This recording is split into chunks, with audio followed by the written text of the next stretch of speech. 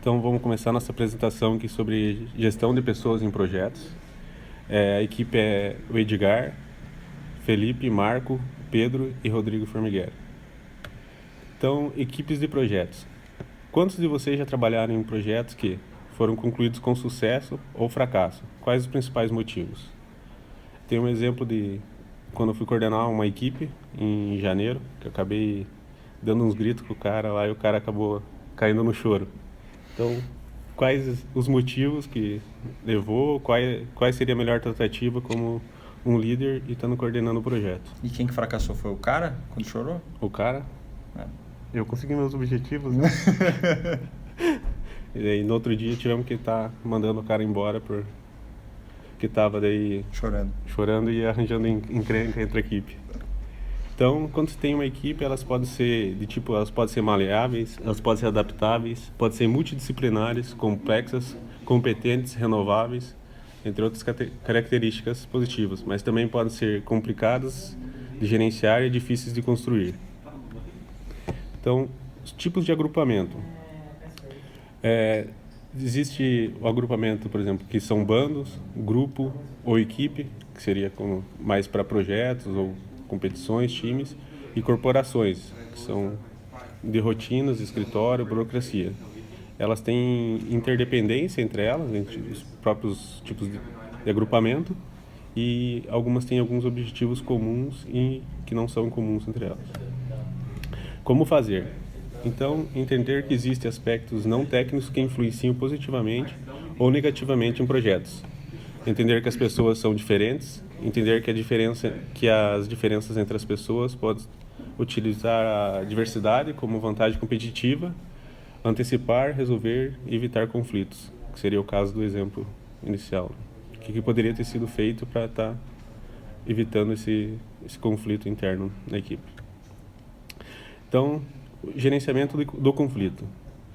O gerenciamento do conflito já passa já não é mais aquela visão tradicional, né? Onde os conflitos não devem ser admitidos na organização e demandam uma intervenção direta da gerência. Eles passam a fazer uma nova abordagem o líder tem que aceitar certos conflitos e saber trabalhar com eles. A resolução de conflitos, então, deve levar em conta a causa raiz de origem e devem ser solucionados diretamente pelos envolvidos. Se necessário, o gerente do projeto pode agir como facilitador nesse processo. Então, algumas fontes de conflitos. Aqui a gente vai falar aqui das fontes mais comuns para as menos comuns na parte de gerência de pessoas, né, em projetos. Que o mais comum são os prazos, motivos de conflitos, por subsequente, prioridades do projeto, recursos, como mão de obra, questões técnicas, procedimentos administrativos, custos e choques de personalidade.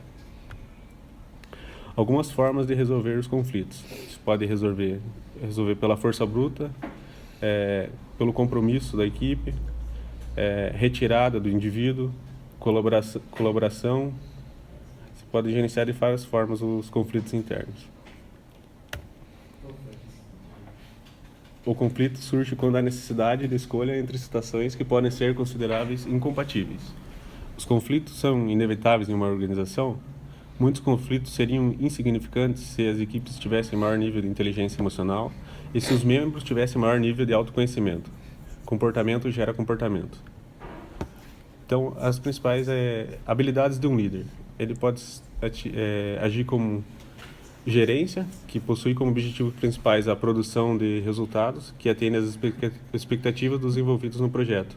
Ou liderança, que pode ser com direção, com alinhamento ou motivação. Então, uma frase aqui do Adams um líder é alguém que as pessoas se sentem motivadas a seguir por acreditarem que o mesmo pode lhes proporcionar meios de alcançarem seus objetivos e necessidades.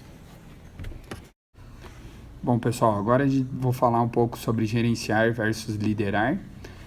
Falar um pouco do papel do gerente, seus superiores e os subordinados que estão atrelados aos gerentes. Falar um pouco dos resultados e as motivações. Onde as pessoas são melhores? Inteligentes versus preguiçosos. Aí que entra a parte de correr atrás, fazer uma pesquisa para qual que é o caminho que as pessoas vão seguir. Tem pessoas que são mais metódicas, que seguem os procedimentos passo a passo e que têm um estilo mais metódico de desenvolver o processo, e as pessoas que preguiçosas, que elas acham um caminho de desenvolver o processo de uma forma mais simples. Então, quais são os tipos de pessoas? Existe a pessoa preguiçosa e a pessoa esperta, onde um gerente pode promovê-los à liderança. Eles sabem ser bem-sucedidos através de aplicações adequadas dos recursos. Também tem as pessoas inteligentes, com inteligência restrita, mais preguiçosos, onde é melhor você deixar a pessoa quieta. Talvez eles apresentem uma grande ideia um dia ou desenvolvam algo que seja útil. As pessoas que têm uma inteligência restrita e são diligentes, onde a solução seria realmente mandar uma pessoa embora, porque eles tendem a deixar a organização. E também tem as pessoas diligentes e as pessoas espertas, onde seria o caso de colocá-las em funções operacionais, onde tem mais uma metodologia, seja mais metódico o processo. Agora, tudo bem, uma pessoa diligente e que tem uma inteligência restrita, com certeza eu não vou querer ela na minha equipe. Mas por que eu deveria promover um preguiçoso a um cargo de liderança? Tudo bem, o cara é esperto, mas é preguiçoso. Por que eu vou pôr ele na liderança? Bom, eu acredito que seja por causa ele vai achar algumas formas, por mais que não seja a parte metódica, ele vai achar alguma outra forma de resolver o processo, a questão, o problema da empresa, só que de um caminho alternativo. Bom, dando continuidade, a inteligência da preguiça. Tem uma frase aqui de Robert, que o processo não é feito por madrugadores, é feito por homens preguiçosos, tentando encontrar de forma mais fáceis para fazer alguma coisa. Essa frase aí resume bem o que eu falei ali, achar de uma forma mais fácil de resolver um processo ou algum problema que você tenha na sua empresa. Então, é aí que está o que o Marco falou, que é uma chance de promover essas pessoas pelo fato de vão encontrar a forma de resolver o problema de uma forma alternativa. E uma outra frase aqui de Walter, que sempre que existe um trabalho árduo para ser feito, eu o designo para o homem preguiçoso. Seguramente ele irá encontrar uma maneira fácil de executá-la. Também é uma frase que resume basicamente o que eu falei.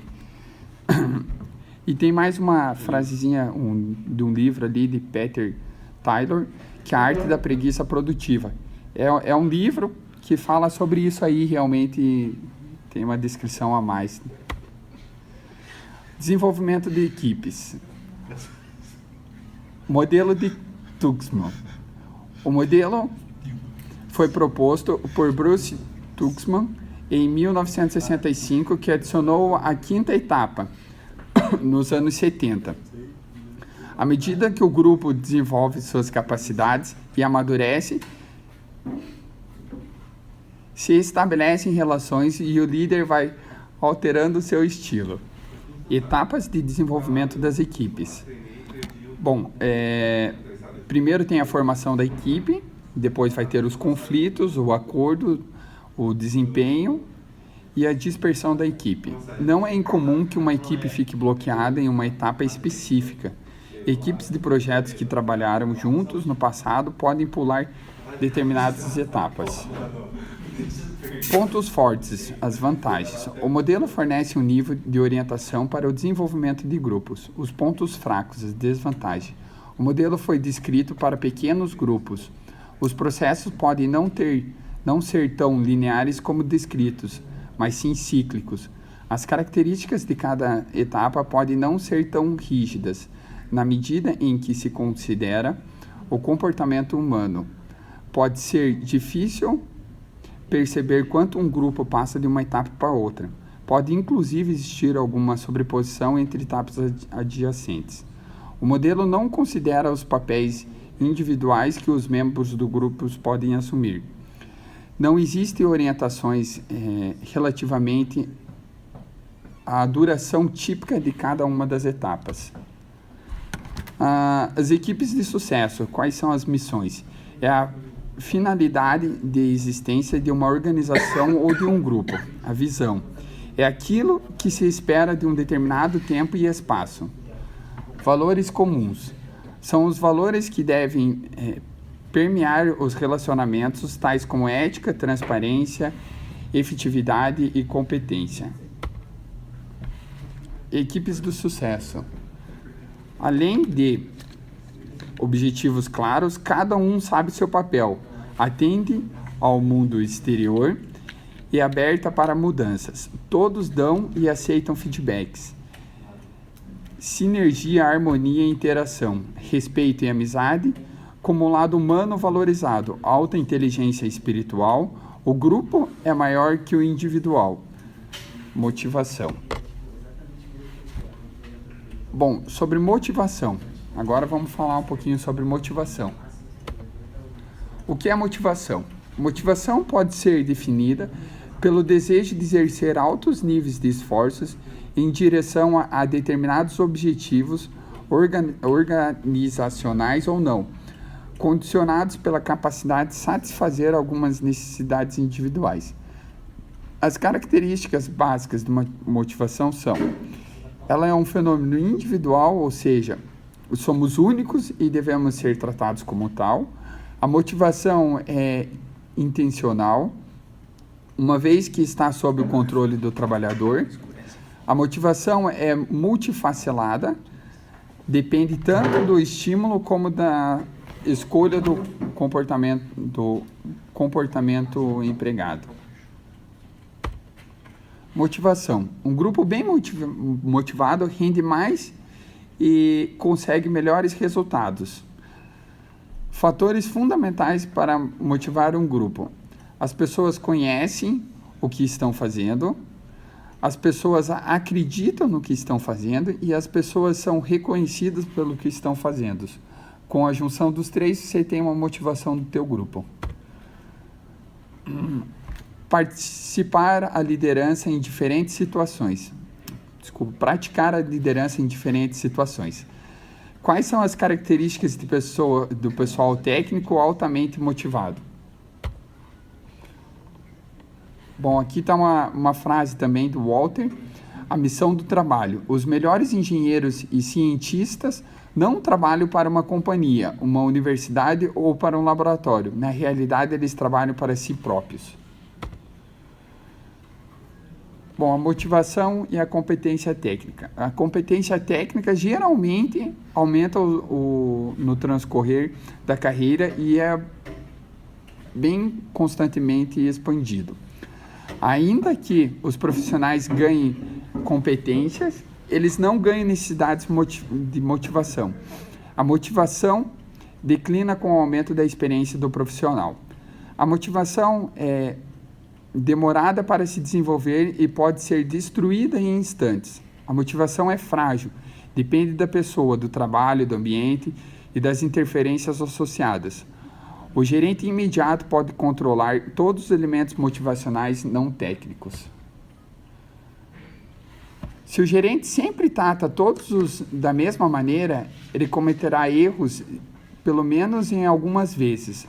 A verdade é que nem todo mundo é altamente motivado e ninguém, nem mesmo os que são altamente motivados, possuem energia ou trabalham duro uniformemente. O gerente deve ser sensível sobre as necessidades de cada um dos indivíduos de sua equipe. Maturidade de relacionamentos. Aqui é um gráfico que a gente está apresentando, onde se tem baixa e alta maturidade, e a maturidade no trabalho, onde tem a baixa e a alta maturidade. Bom, para quem tem uma alta maturidade de relacionamento e uma maturidade no trabalho baixa, como eu faço com o trabalho? Então, o que você pensa sobre o meu trabalho?